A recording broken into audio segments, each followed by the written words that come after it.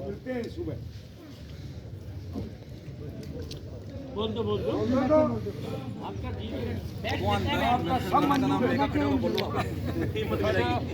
भगवान देव नारायण ने तुम्हें बुलाया नहीं, मैं कड़ी जाऊँ नहीं तो कहीं।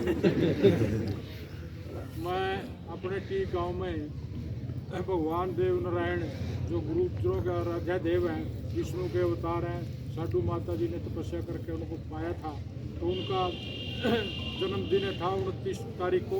प्रधानमंत्री नरेंद्र मोदी जी पहुंचे, तो ये तो कहते हैं कि प्रधानमंत्री जी गोटा चक्कर में पहुंचा। ऐसा कुछ नहीं होता।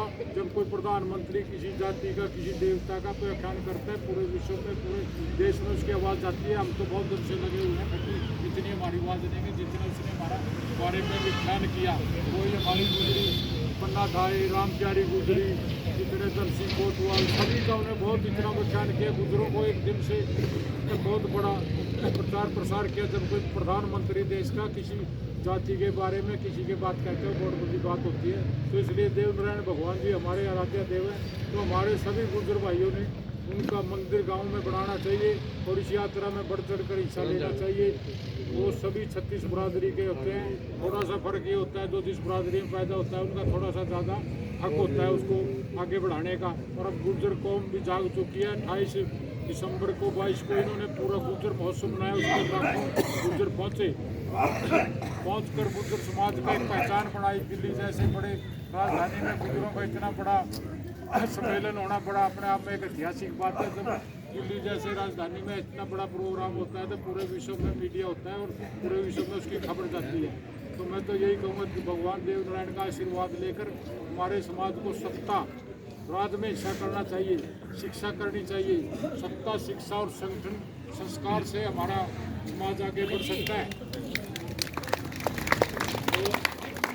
तो बच्चों को भी, युवाओं पे ही ज़्यादा डिपेंड होता है। युवाओं में जोश होता है, युवाओं की वजह से समाज तरक्की करता है। और हिंदुस्तान युवाओं का देश है। इसमें 30 से 35-40 की जनसंख्या ज़्यादा है और हमारे जैसे बूढ़े तो 70 साल वाले तो ऊपर जाने लगे, क्योंकि खान पान रहन सहन सारा बिगड़ चुका है।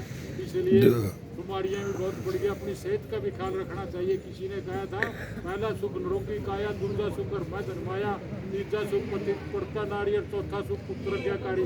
उसका मैं उदाहरण हूँ। मेरी शुगर के कारण दोनों किडनी फेल हो गई थी, तो मेरे पत्नी भी ठीक थी, छोरे भी ठीक थे, घर का बहुत भी ठीक था। बदलवा का किडनी मेरी बहन ना देखा, आज मैं तुम्हारे सामने जिंदा हूँ। इसलिए अपने स्वास्थ्य पे ज़्यादा ध्यान दो। एक छोटी सी कहानी है। एक बूढ़ा था 80 साल का, उसको अस्पताल में ले गए। तो वहाँ जाके डॉक्टर बोले, बाबा तेरी आँख बढ़ सकती है। बोले नीम पे करूँगा आँखा का मैं, मेरा तो 32-34 आँख है। तो 34 आँख है, 4 छोरे 4 बहू 4 छोरी 4 उनके जमाई और सारे 34 आँख नहीं आती। तो खुदा ना खास्ता क्या थोड़े से दिन में उसका मांग लागी, तो 34 आँख तो बाहर बाज का लिकट गया, बूढ़ा उठी चढ़ गया।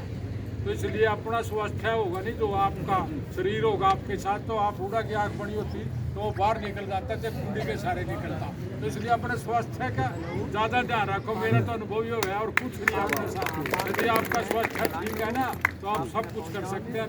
नारायण की यात्रा भी कर सकते हैं, कहीं भी घूम सकते हैं। मैं तो यही कहूँगा सभी ग्रामवासियों का और विक्रम सिंह का तो विशेष मैं आभार व्यक्त करता हूँ। इसने 3 साल से हमारा सहयोग करे, मेरे कहने से बात मानता और मैं देव भगवान से प्रार्थना करता हूँ अगला विधायक ये बनता ठीक से तो कोई ऐसी शक्ति नहीं होगी। समाज सेवा का जज्बा बहुत बढ़िया है। हम सब भी जो है ना दुआ करेंगे देव नारायण जी महाराज से कि भी हमारे विक्रम जी सरपंच के बजाय विधायक बने। इसमें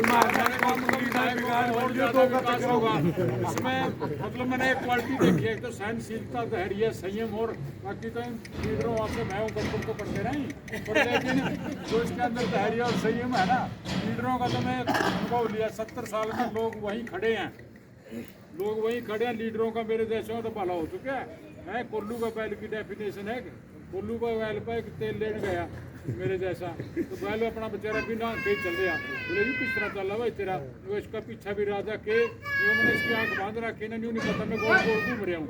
नहीं इन्हें पति ने तो सीधा 40 का गड़बा मैंने घंटी बंद रखी है और थोड़ा डंडा ला दी तो जनता तो ढिगोड़ घूम रही है, लीडर का फायदा हो रहा।